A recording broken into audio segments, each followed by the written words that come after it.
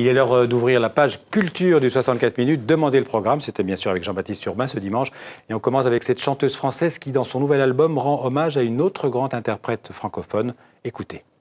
J'ai faim quand je te regarde, je pourrais dévorer ton visage, ta nuque et ton cou comme un amoureux jaloux attendu ça de moi. J'ai faim quand je te regarde, si tu pouvais m'offrir à ton âge un cœur éclaté, un jardin de pluie d'été, moi j'attends ça de toi. J'ai faim, je pourrais courir sur le bitume accroché de clous,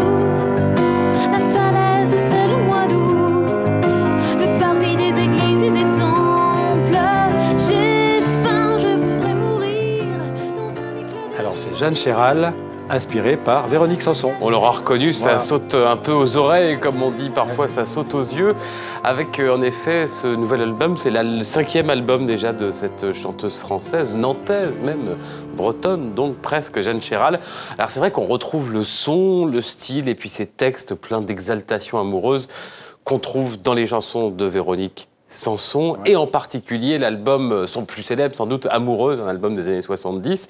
Et de fait, Jeanne Chéral, eh bien, il y a un an, elle a chanté sur scène à plusieurs reprises tous les textes, toutes les chansons de ce disque Amoureux. J'espère que vous me suivez. Oui, oui. Du coup, eh bien, ça l'a inspirée, elle s'est remise notamment au piano. C'est un disque très beau, avec beaucoup de piano, et puis un disque très introspectif dans les textes, des mélodies entêtantes. On peut aussi penser, citer William Scheller. C'est vraiment un très bel album qui vient de sortir cette semaine en France, disponible partout dans le monde sur des plateformes légales de téléchargement dont on ne citera pas les noms. Je vous propose un autre extrait pour le plaisir, pour entendre aussi tous les arrangements de ce disque. Ça s'appelle Finistère. Mais quand je m'égare quelques jours, loin de ces gares et de ces tours, de la ville qui résonne, mes pas me ramènent malgré moi dans un domaine au coin du bois, un village qui frissonne.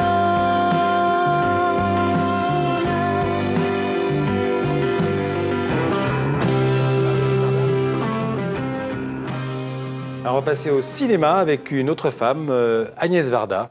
Voilà. Et la ressortie de Cléo de 5 à 7, ressortie en salle ce mercredi. Alors Cléo de 5 à 7, c'est une expérience cinématographique d'Agnès Varda. On parlait d'Alain Resnais il y a quelques semaines avec Agnès Varda, d'ailleurs ici même.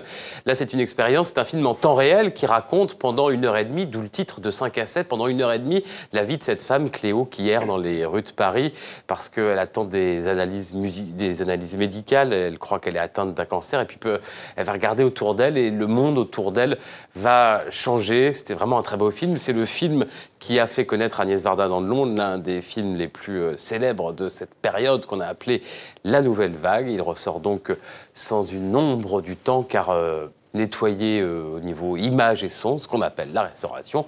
Voici un extrait de la bande-annonce. Toutes portes ouvertes,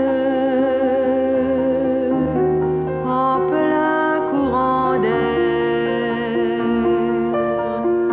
je suis une maison vide, sans toi, sans toi, belle en pure perte,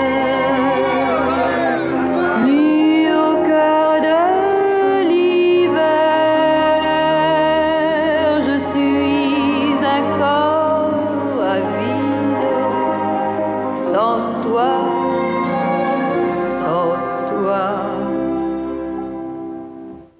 sans toi. Cléo de 5 à 7 avec la belle Corinne Marchand, Antoine Bourseiller, également Michel Legrand qui signe cette musique. Et il y a même une apparition de Jean-Luc Godard dans le film et d'Anna Karina.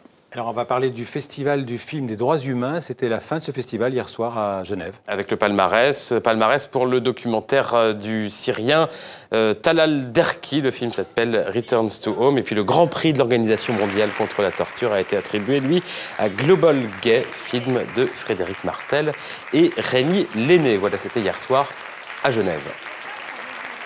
Merci Jean-Baptiste.